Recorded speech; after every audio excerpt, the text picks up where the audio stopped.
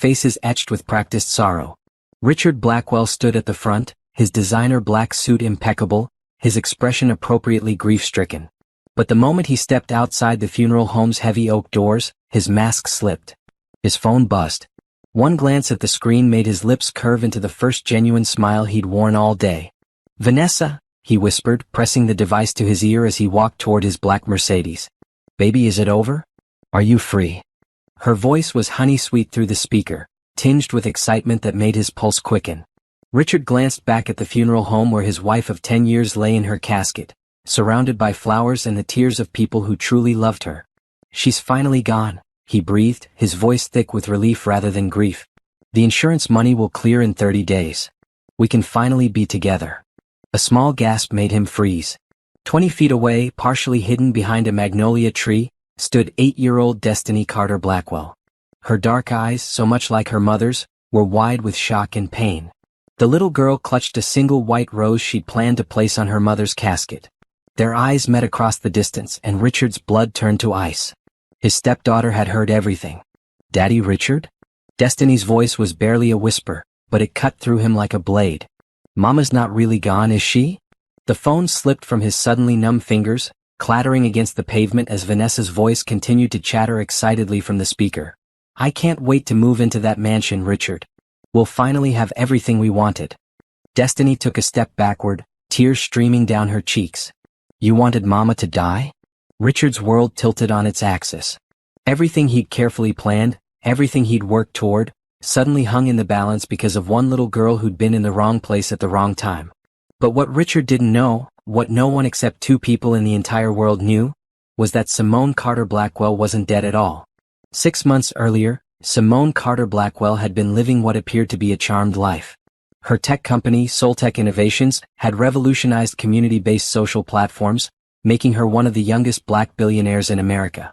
Her marriage to Richard seemed solid, and her daughter Destiny was the light of her life. But cracks had been showing for months. "Mrs. Blackwell, your test results are concerning," Dr. Elena Rodriguez had said during what should have been a routine checkup. "Your blood work shows traces of digitalis, foxglove poison. Small amounts, administered over time." Simone's hands had trembled as she processed the words. "Someone is poisoning me?" Dr. Rodriguez nodded grimly. "The symptoms you've been experiencing, the fatigue, heart palpitations, nausea, they're all consistent with gradual digitalis poisoning. Whoever is doing this wants it to look like natural heart failure." The pieces fell into place with horrifying clarity. Richard's insistence that she update her will. His sudden interest in her business affairs. The way he'd started bringing her morning coffee in bed. Something he'd never done in 10 years of marriage. "What can we do?" Simone had whispered. "We can save your life," Dr. Rodriguez said firmly. "But it's going to require trust and tremendous courage."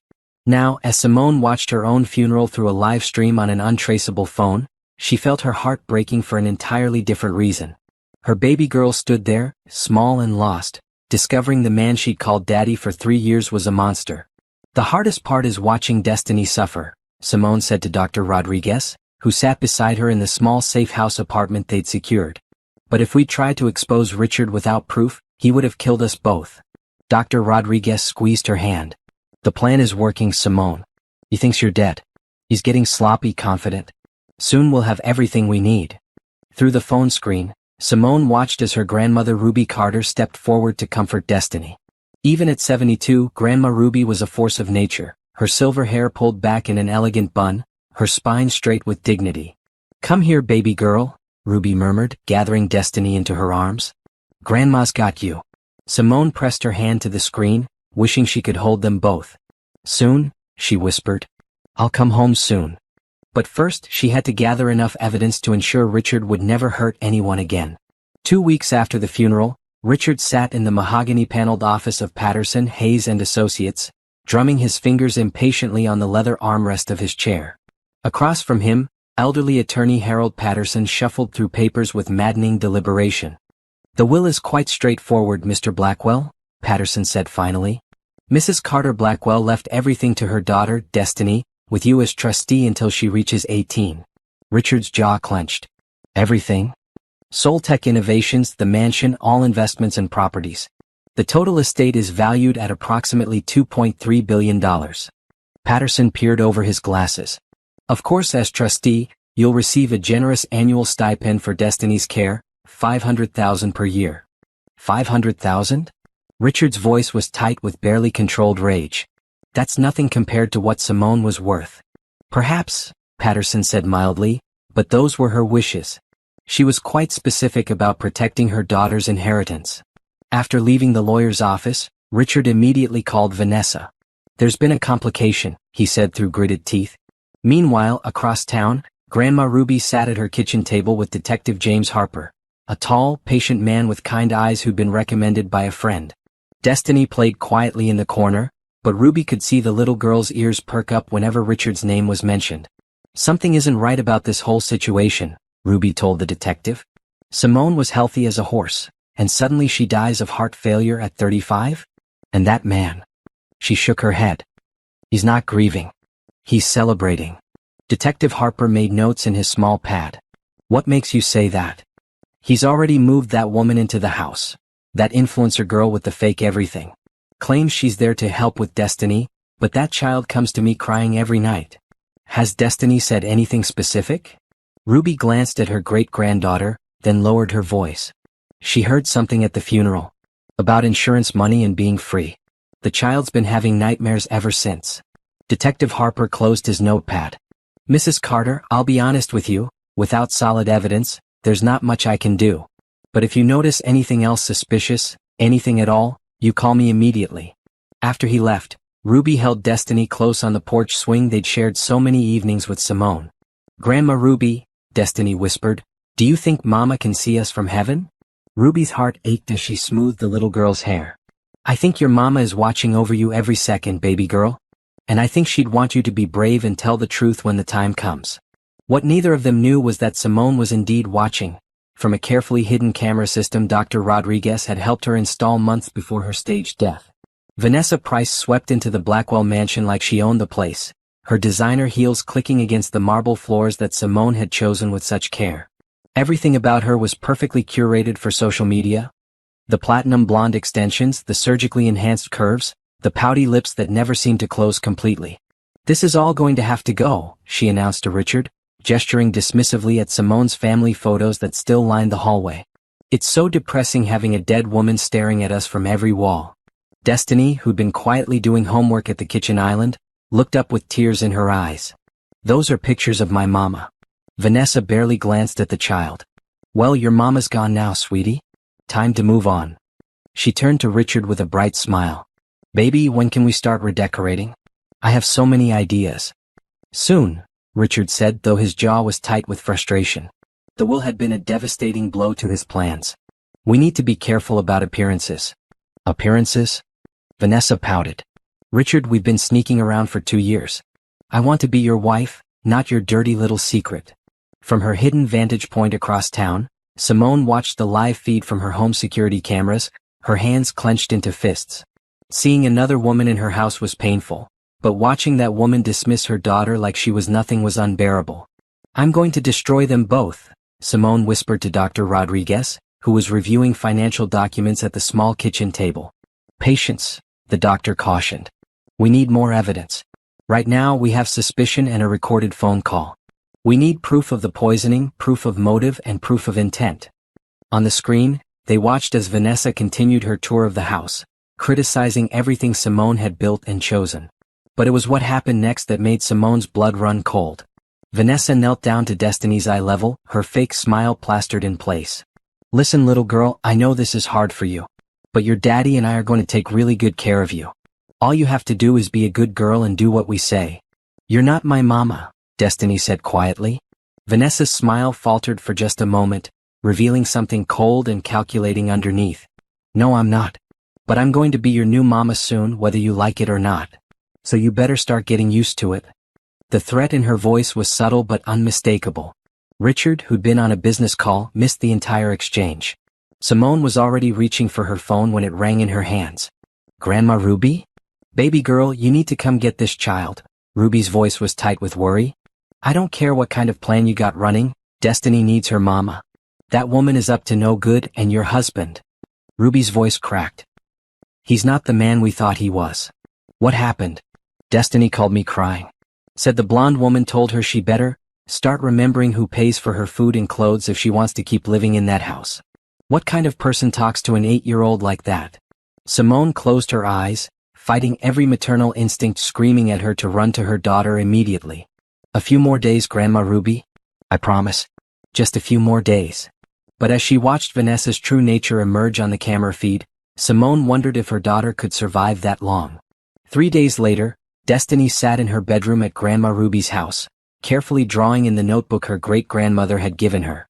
Her small hands moved with surprising precision as she sketched the scene she'd witnessed at her mother's funeral. Richard on the phone, his face twisted with satisfaction instead of grief. What are you working on, baby girl? Ruby asked, settling her considerable frame onto the small bed. I'm drawing what I saw, Destiny said quietly. So I don't forget. Ruby studied the drawing with growing amazement. The child had captured not just the scene, but the emotion, Richard's cruel smile, the phone pressed to his ear, even small details like his expensive watch and the way he'd glanced around to make sure no one was watching. Destiny, honey, this is very good. Very detailed. Ruby kept her voice calm, but her heart was racing. Do you remember what Daddy Richard said on the phone? The little girl nodded solemnly. He said Mama was finally gone and something about insurance money. And the lady on the phone was happy about living in our house. She looked up at Ruby with those wise eyes that seemed too old for her face. Grandma Ruby, does that mean he wanted Mama to die? Ruby gathered her great-granddaughter close, her own eyes filling with tears. Baby, some people do bad things for money.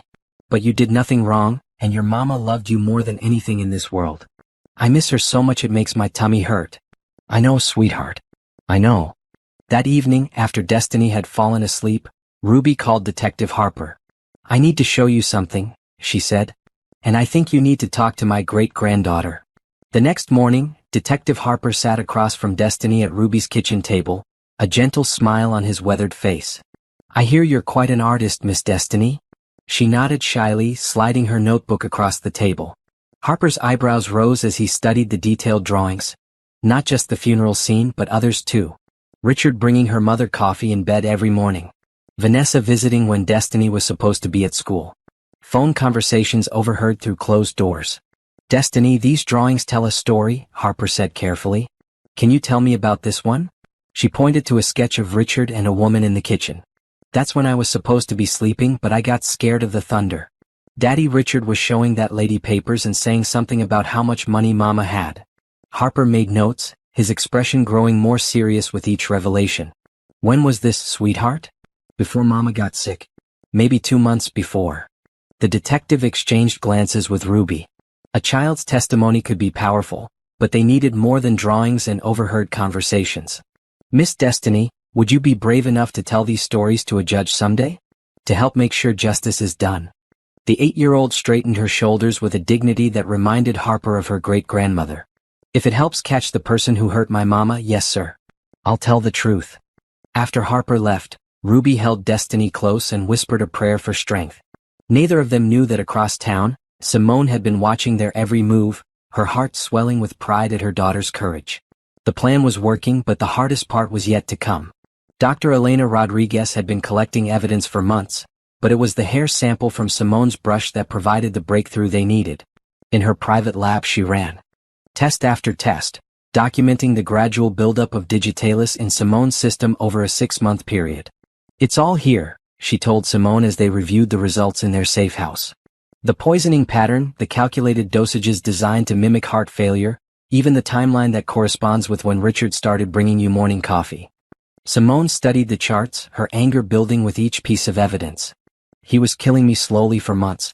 How did I not see it? Because you trusted him. Because you loved him. Dr. Rodriguez's voice was gentle but firm. That's what makes you human, Simone. That's what makes him a monster. Meanwhile, Detective Harper was building his own case. Financial records showed that Richard had been meeting with insurance investigators, pushing for a quick payout on Simone's life insurance policy. Credit card statements revealed expensive gifts purchased for Vanessa during the months when Simone was slowly declining. But the piece that tied everything together came from an unexpected source. Sarah Mitchell, Simone's best friend and business partner, had been quietly conducting her own investigation. As a corporate lawyer, she had access to resources that even the police couldn't easily obtain. I found something, Sarah said when she met Harper at a downtown coffee shop. She slid a thick folder across the table. Richard's been trying to gain control of Soltech through a series of shell companies. He's been setting up this takeover for over a year. Harper opened the folder, his expression growing darker as he read. This shows premeditation. He wasn't just planning to kill his wife, he was planning to steal her company. There's more, Sarah continued. I've been monitoring Soltech's systems since Simone's death, and someone's been trying to access her private files. Trying to transfer patents and proprietary technology to companies that trace back to Richard. Can you prove it? Sarah smiled grimly. I've got digital fingerprints, timestamps, and IP addresses. Richard's been so focused on the insurance money, he forgot that stealing a tech company leaves an electronic trail. Across town, Richard was growing increasingly frustrated with his limited access to Simone's fortune. The $500,000 trustee stipend felt like an insult, and Vanessa's constant demands for expensive jewelry and clothes were draining his personal accounts. I don't understand why everything has to be so complicated, Vanessa complained as she lounged by the pool in a designer bikini that cost more than most people's monthly rent. You said once she was gone we'd have everything. It's that damn Will, Richard muttered, pacing the length of the patio. She must have suspected something. Well, can't you just change it? You're the kid's guardian now. Richard stopped pacing, a cold smile spreading across his face. Actually, there might be a way. If something happened to Destiny? Vanessa sat up, suddenly interested. What do you mean? Accidents happen all the time. Especially to children who don't have anyone looking out for them. Neither of them noticed the small figure pressed against the upstairs window, listening to every word. Destiny's hands shook as she grabbed her notebook and began sketching frantically, tears streaming down her face as she drew the scene that would soon help put her stepfather behind bars forever. The plan that Dr. Rodriguez and Simone had crafted was elegant in its simplicity, but it required perfect timing and nerves of steel. They would use Richard's greed and impatience against him, creating a situation where he would reveal himself completely. We need him to confess, Simone explained to Detective Harper during a clandestine meeting in the hospital parking garage. She wore a wig and sunglasses, but Harper could see the determination blazing in her eyes. A recorded confession that can't be dismissed or explained away. Mrs. Blackwell, what you're suggesting is incredibly dangerous, Harper said. If Richard discovers you're alive, he'll try to finish what he started, Simone finished. I know. But my daughter is in that house with a man who's already talking about having accidents happen to children. I won't let him hurt her. The trap they devised was multifaceted. Sarah Mitchell would approach Richard with a fake offer to buy Soltech, claiming to represent overseas investors who wanted to acquire the company quickly and quietly. The offer would be substantial enough to make Richard desperate to find a way around Destiny's inheritance. Meanwhile, Dr. Rodriguez would anonymously tip off the insurance company about irregularities in Simone's medical records, forcing them to delay the life insurance payout pending investigation. The pressure will make him reckless, Simone said. And when people are reckless, they make mistakes. Phase 1 worked perfectly. When Sarah approached Richard with the Soltech acquisition offer, his eyes lit up with greed. How much are we talking about? He asked, trying to keep his voice casual. $1.8 billion cash for complete ownership transfer, Sarah said smoothly. But it has to be clean, no complications with inheritance or estate issues. Richard's mind raced. The offer was less than the company's full value, but it was immediate cash. There might be some complications. The company officially belongs to my stepdaughter now. How old is the child? 8. Sarah pretended to consider this. That could work. 8-year-olds can't exactly run tech companies, can they? Tragic accidents happen all the time. Very sad, but it would clear up the ownership issues completely. The way Richard's face lit up at her words made Sarah's stomach turn, but she maintained her professional demeanor. Of course, any such tragedy would need to appear completely accidental. Of course, Richard agreed quickly. When could we move forward? Give me 2 weeks to arrange the financing. In the meantime, you should probably start thinking about how to simplify the ownership situation. Phase 2 kicked in the next day when the insurance company called to inform Richard that his wife's life insurance claim was being delayed pending a full investigation. Investigation? Richard's voice was sharp with panic. What kind of investigation? Routine procedure for policies this large, Mr. Blackwell. We need to review medical records, interview family members, that sort of thing. Nothing to worry about if everything was above board. By that evening, Richard was pacing the mansion like a caged animal. Vanessa watched him with growing concern, her perfectly manicured nails tapping against her wine glass. "Baby, you're making me nervous," she said. "What's wrong?" Richard stopped pacing and looked at her with cold calculation. "We need to accelerate our timeline." "What timeline?" "The one where that little brat stops standing between us and $2 billion. From her hidden surveillance point, Simone watched her husband plan her daughter's murder with ice in her veins and fire in her heart. Soon, very soon, it would be time to rise from the dead and claim her justice. The setup was almost too easy, which should have been Richard's first warning. 3 days after Sarah's offer, he received a text from an unknown number. "If you're serious about clearing up your inheritance problem, meet me at Riverside Park, 11 p.m. Come alone." Richard's hands trembled as he read the message. Someone was offering to help him eliminate Destiny, and his first thought wasn't horror. It was relief. He showed up at the deserted park just before 11, his expensive shoes crunching on autumn leaves. A figure emerged from behind the pavilion, tall, wearing a dark hoodie with the face hidden in shadow. "You came," the figure said in a disguised voice. "Good. That means you're serious." "Who are you?" Richard demanded, though he kept his voice low. "Someone who understands that children can be inconvenient. I hear you have a problem that needs solving." Richard's heart pounded. "What kind of solving?" "The permanent kind. Car accidents are very believable for children. Or maybe something that looks like a kidnapping gone wrong." The figure stepped closer. "For the right price, I can make your problem disappear forever." "How much?" The words came out before Richard could stop them. $500,000. Gosh. "And when it's done, you never saw me and this conversation never happened." Richard was quiet for a long moment, wrestling with the last shreds of his conscience. But the image of $2 billion was stronger than any moral qualm. "When can you do it?" he asked. "Soon. Very soon. The child stays with her great-grandmother sometimes, right? Old neighborhoods, less security, easier access." "Yes, but nothing. You want this done or not?" Richard nodded slowly. "I want it done." "Good. I'll be in touch with details." "And Richard." The figure's voice turned threatening. "If you get cold feet, if you go to the police, if you betray me in any way, I'll tell everyone exactly what kind of man you really are." After the figure disappeared into the darkness, Richard stood alone in the park, shaking with a combination of fear and anticipation. He'd just arranged for his stepdaughter's murder and he felt nothing. Nothing except excitement about finally getting his hands on Simone's fortune. What Richard didn't know was that the entire conversation had been recorded by multiple hidden devices. The figure in the hoodie wasn't a hitman, it was Detective Harper, wearing a wire and backed up by half a dozen officers positioned throughout the park. But the most important witness to Richard's confession wasn't law enforcement. Hidden behind a maintenance shed 50 feet away, her small frame pressed against the cold metal, 8-year-old Destiny Carter Blackwell listened to her stepfather arrange her own death. Her notebook was clutched against her chest, and tears streamed silently down her face as she added this final damning scene to her collection of evidence. She'd followed him to the park against Grandma Ruby's specific instructions, worried that Richard was planning something terrible. Now she knew exactly how terrible, and she knew exactly what she had to do about it. As Richard walked back to his car, already planning how he'd spend his inheritance, Destiny slipped through the darkness to where Detective Harper was removing his recording equipment. "I heard everything," she whispered, making the seasoned detective jump. "Destiny, what are you doing here? It's dangerous." "I know," she said simply. "But I needed to hear him say it. I needed to know for sure." She held up her notebook. "And now I can draw this too." Harper knelt down to her eye level, his heart breaking for this brave little girl who just heard her guardian plan her murder. "You shouldn't have been here, sweetheart. This was police business." "No," Destiny said with a maturity far beyond her 8 years. "This was my mama's business.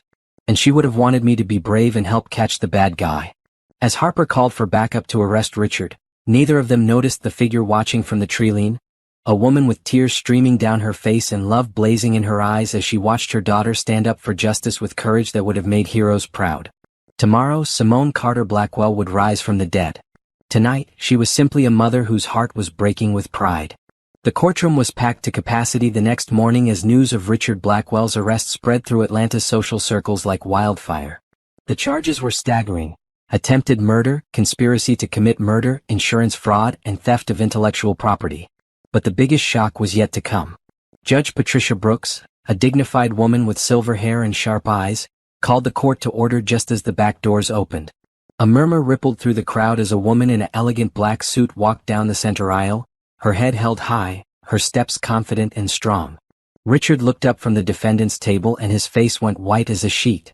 Vanessa, sitting in the gallery, actually screamed. "Your Honor," the woman said in a voice that carried clearly through the stunned silence, "I am Simone Carter Blackwell and I am very much alive." The courtroom erupted in chaos. Judge Brooks had to bang her gavel repeatedly to restore order, but even she seemed shaken by the dramatic revelation. "Mrs. Carter Blackwell," Judge Brooks said carefully, "we were led to believe you had passed away. There was a funeral?" "There was a funeral for an empty casket," Simone replied calmly. "With the help of Dr. Elena Rodriguez and Detective Harper, I staged my own death to gather evidence against the man who was slowly poisoning me to death." She turned to look directly at Richard, who sat frozen in his chair like a trapped animal. "Hello, husband. Surprised to see me?" Richard's lawyer immediately stood up, clearly flustered. "Your Honor, this is highly irregular. If Mrs. Carter Blackwell is alive, then the charges of attempted murder are still valid," interrupted District Attorney Michelle Waters, a sharp-featured woman who'd been quietly building the prosecution's case. "Mr. Blackwell believed he was arranging for the murder of a child. His intent was clear, regardless of Mrs. Carter Blackwell's survival." Judge Brooks nodded slowly. "I'm inclined to agree. The charges stand as filed." From the gallery, Grandma Ruby watched with fierce satisfaction as her granddaughter took her rightful place among the living. Beside her, Destiny clutched her notebook of drawings, ready to tell her story to the world. Dr. Rodriguez sat in the witness section, her folder of medical evidence thick with proof of the systematic poisoning that had nearly killed Simone. Detective Harper reviewed his notes one final time, confident that justice was finally within reach. Sarah Mitchell, representing Simone's interests, stood and addressed the court. "Your Honor, my client would like to make a statement about the crimes committed against her and her daughter." "Proceed, Mrs. Carter Blackwell." Simone stepped forward, her voice strong and clear as she faced the courtroom filled with people who'd mourned her death just weeks before. "For months, the man I trusted with my life was slowly killing me with poison. He convinced me to update my will, encouraged me to take out additional life insurance and planned to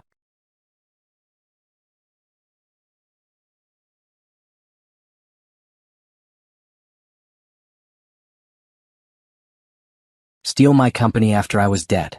When that wasn't enough, when he discovered my daughter would inherit everything, he arranged for her murder too." Her voice broke slightly as she continued, "My 8-year-old daughter listened to her stepfather plan her own death. She had to live in a house with a man who saw her as nothing but an obstacle to be eliminated." The courtroom was dead silent now, hanging on every word. "But this story isn't just about betrayal and greed," Simone continued, her voice growing stronger. "It's about the power of family, the courage of a little girl who refused to be silenced, and the dedication of people who risk everything to see justice done." She looked directly at Destiny, who smiled back with tears in her eyes. "My daughter is the bravest person I know. And I'm alive today because she never stopped believing in the truth." As Simone returned to her seat, Richard finally found his voice. "You can't prove any of this," he shouted, standing up despite his lawyer's attempts to restrain him. "It's all lies. Manipulation." Judge Brooks fixed him with a steely stare. "Mr. Blackwell, we have recorded confessions, medical evidence, financial records, and eyewitness testimony. The only question now is whether you want to plead guilty and accept a plea agreement, or go to trial and face the maximum penalties." Richard's world crumbled around him as he realized that his perfect plan had become his perfect downfall. In the gallery, Vanessa quietly slipped out the back door, already planning her escape from the mess she'd helped create. But for Simone, standing in that courtroom very much alive and ready to fight for her family, this wasn't an ending, it was a beginning. 6 months later, the morning sun streamed through the windows of the Carter Blackwell mansion. Soon to be just the Carter house again. Simone sat at her kitchen table, watching Destiny practice piano in the living room while Grandma Ruby prepared Sunday breakfast with the efficiency of a woman who'd been making magic happen in kitchens for 7 decades. The legal proceedings had wrapped up faster than anyone expected. Faced with overwhelming evidence and the prospect of life in prison without parole, Richard had accepted a plea agreement for 35 years in federal prison. Vanessa, charged as an accessory after the fact, received 5 years and immediate deportation back to her home country of Canada. "Mama," Destiny called from the piano bench, "do you think people will always remember that Daddy Richard was a bad man?" Simone walked over and sat beside her daughter, smoothing her hair with gentle fingers. Baby girl, people will remember that justice was served. They'll remember that you were brave enough to tell the truth, even when it was scary.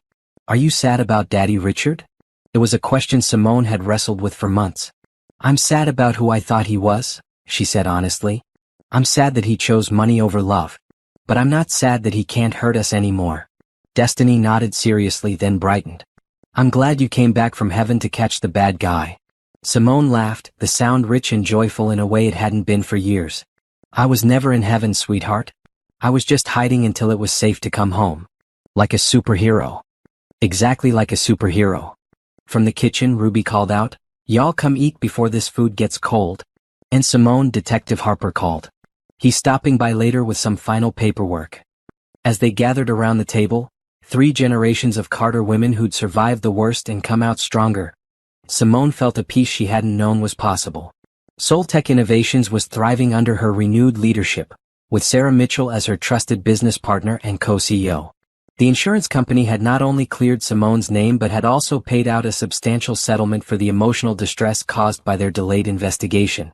That money, combined with Richard's forfeited assets, had been placed in a trust fund for Destiny's education and future. "Grandma Ruby," Destiny said as she buttered her biscuit, "tell me again about when you first knew Daddy Richard was lying."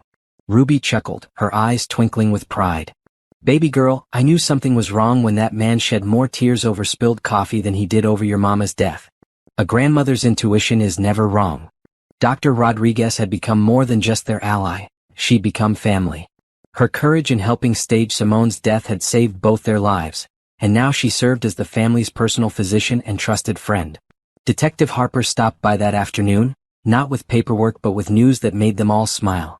Richard tried to appeal his sentence, Harper announced as he accepted a glass of Ruby's famous sweet tea. Claimed he was entrapped, that the whole sting operation was illegal. And? Simone asked, though she could tell from his expression that she was going to like the answer. Federal appeals court threw it out in record time. Said, and I quote, "A man who arranges the murder of a child has forfeited any right to legal technicalities." Harper grinned. He'll serve every day of those 35 years. That evening, as Destiny got ready for bed in her own room in her own house, surrounded by pictures of her real family, she pulled out her notebook one last time. "What are you drawing now, baby?" Simone asked from the doorway. Destiny held up her latest creation, a picture of 3 women sitting around a breakfast table, all of them smiling, all of them safe. "I'm drawing our happy ending, Mama." Simone's eyes filled with tears as she tucked her daughter into bed. "You know what, sweetheart? I think this is just our happy beginning." As she turned off the lights and headed downstairs, Simone found Ruby sitting on the front porch, rocking gently in the swing that had been her perch for decades of family gatherings. "Come sit with me, grandbaby," Ruby said, patting the space beside her. They sat in comfortable silence for a while, listening to the night sounds of their neighborhood, a place where families looked out for each other and children played safely in tree-lined streets. "You know what the most beautiful thing about all this is?" Ruby said finally. "What's that, Grandma?" "That child in there will grow up knowing that evil doesn't always win, that sometimes the good guys really do triumph, that women can be strong enough to rise from the dead and fight for their families." Ruby reached over and squeezed Simone's hand. "You gave her the greatest gift of all. You showed her that truth and courage will always defeat lies and greed." 3 months later, Simone stood before the Atlanta Business Council to accept an award for Entrepreneur of the Year. Her acceptance speech was brief but powerful. "They say you can't keep a good woman down. I'm living proof that's true. But more importantly, I'm proof that family, chosen and blood, can overcome any obstacle when we stand together." In the audience, Destiny beamed with pride, sitting between Grandma Ruby and Dr. Rodriguez. Sarah Mitchell filmed the speech on her phone, planning to add it to the company's website as inspiration for young entrepreneurs. As Simone concluded her remarks, she looked directly at her daughter.